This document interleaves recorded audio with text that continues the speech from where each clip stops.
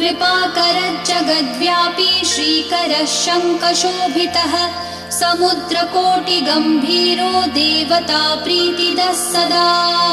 सुरपतिर्भूतपतिर्ब्रह्मचारी पुरन्दरः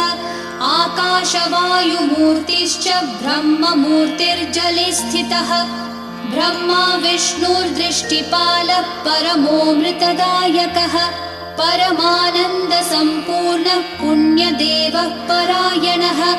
धनी च धनदाता च धनगर्भो महेश्वरः